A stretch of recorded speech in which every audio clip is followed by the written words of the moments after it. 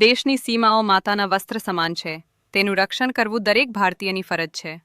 ભીષ્મ પિતામહ. નમસ્કાર દર્શક મિત્રો, સરહદ ન્યૂઝ ચેનલમાં આપનું સ્વાગત છે. હું અનિતા ગોસ્વામી. હવે જોઈએ સમાચાર વિસ્તારથી. સનાતન ધર્મના સર્વોચ્ચ પ્રતીક અને હિન્દુ ધર્મના ધ્વજવાહક એવા જગતગુરુ શંકરાચાર્ય સ્વામી અવિમુક્તેશ્વરાનંદ સરસ્વતીજી મહારાજને જાનથી મારી નાખવાની ધમકી મળતા સમગ્ર દેશમાં અને ખાસ કરીને ધર્મપ્રેમી જનતામાં ભારે રોષ જોવા મળી રહ્યો છે. આ ઘટનાને અત્યંત ગંભીર ગણાવતા શંકરાચાર્યજીના સચિવ કિશોર શાસ્ત્રીએ સરકાર અને સુરક્ષા એજન્સીઓ સામે કડક માંગણીઓ મૂકી છે. આ અહેવાલ માત્ર એક વ્યક્તિને મળેલી ધમકીનો નથી, પણ આખા સનાતન ધર્મની પરંપરાને પડકાર ફેંકવા સમાન છે.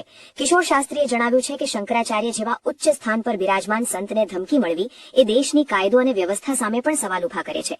જો આવી ગુનાહિત માનસિકતા ધરાવતા તત્વો પર લગામ નહીં કસાય તો ભવિષ્યમાં પરિસ્થિતિ વણસી શકે છે. મહત્વનું છે કે છેલ્લા કેટલાક મહિનાઓથી શંકરાચાર્યજી દેશભરમાં ગૌ માતા રાષ્ટ્રમાતા અભિયાન ચલાવી રહ્યા છે. ભારતભરમાંથી તેમને જે પ્રકારે જનસમર્થન મળી રહ્યું છે અને જે નિડરતાથી તેઓ ધાર્મિક બાબતો પર અવાજ ઉઠાવી રહ્યા છે, તેનાથી ડરીને અમુક તત્વો દ્વારા તેમને નિશાન બનાવવામાં આવી રહ્યા હોય તેવું લાગી રહ્યું છે. કિશોર શાસ્ત્રીએ રાજ્ય સરકાર અને કેન્દ્ર સરકાર પાસે સ્પષ્ટ માંગ કરી છે કે આ કેસની તપાસ ઉચ્ચ સ્તરે કરવામાં આવે અને ધમકી આપનાર વ્યક્તિઓ કે સંગઠનોને શોધીને જેલના સળિયા પાછળ ધકેલવામાં આવે. તેમણે સ્પષ્ટ ચેતવણી આપી છે કે શંકરાચાર્યજીની સુરક્ષામાં કોઈ પણ પ્રકારની બેદરકારી ચલાવી લેવામાં આવશે નહીં. તેમને તાત્કાલિક ધોરણે Z+ કે તેના સમકક્ષ સુરક્ષા કવચ પૂરું પાડવામાં આવે તે સમયની માંગ છે.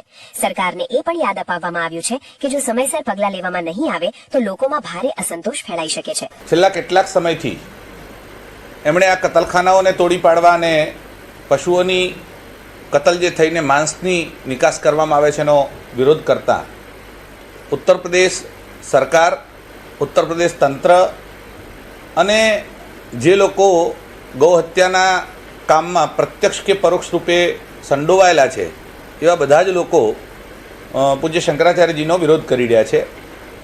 ગયા માઘ મેળામાં એમની વિરુદ્ધ ષડયંત્ર રચવામાં આવ્યું. એના પછી એમના ઉપર ખોટો પોક્સોનો કેસ કરવામાં આવ્યો. બધા હાથ હેઠા પડ્યા ત્યારે હવે લોકોને ઉશ્કેરીને એમને ધમકીઓ આપવાની, અભદ્ર ગાળો બોલવાની, સોશિયલ મીડિયા ઉપર એમને બદનામ કરવાના આ બધા પ્રયત્નો સરકારની નિશ્રામાં થઈ રહ્યા છે એવું કહીએ તો ખોટું નથી. હાલમાં છેલ્લા અઠવાડિયાથી એક પર્ટિક્યુલર નંબર ઉપરથી અભદ્ર ગાળોના મેસેજ અને એમને જાનથી મારી નાખવાની ધમકીના મેસેજ આવતા હતા. શરૂઆતમાં તો 2 દિવસ ઇગ્નોર કરવામાં આવ્યું, પણ 6 તારીખે એની વોઇસટેગ આવી અને બહુ ગંભીર, તમે જો વોઇસટેગ સાંભળી હશે અથવા ન સાંભળી હોય તો કહેશો તો તમને મોકલી આપીશું. એટલી ભયંકર રીતે એ માણસ બોલે છે. મનોવૈજ્ઞાનિકો જોડે વોઇસટેગનું અમે વિશ્લેષણ કર્યું અને મનોવૈજ્ઞાનિકનું કહેવું છે કે આ શાતિર અપરાધી હોય એવા પ્રકારની ભાષા છે. એ કોઈને કોઈ સંસ્થા સાથે સંકળાયેલો હોય એવી ભાષા છે.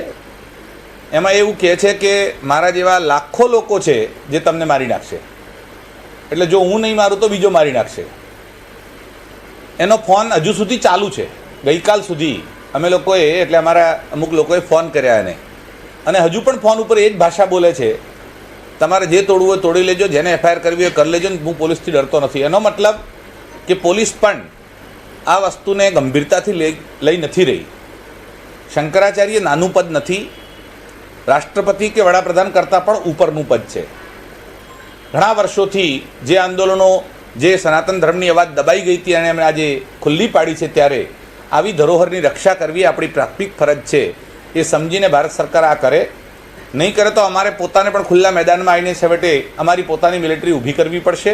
અને શંકરાચાર્યની સુરક્ષા જો કોઈ કાંકરી ચાળો થયો તો ભારતમાં ભયંકર એના પરિણામ ફાટી નીકળશે, એ પણ નક્કી છે. તો આવી સ્થિતિમાં ભારત સરકાર અને રાજ્ય સરકારોએ આ વિષયને ગંભીરતાથી લઈ અને સુરક્ષા પૂરી પાડવી જોઈએ. હવે જોવાનું એ રહે છે કે આ ગંભીર બાબતે સરકાર કેટલી ઝડપથી હરકતમાં આવે છે અને જગતગુરુની સુરક્ષા માટે શું નક્કર વ્યવસ્થા કરે છે.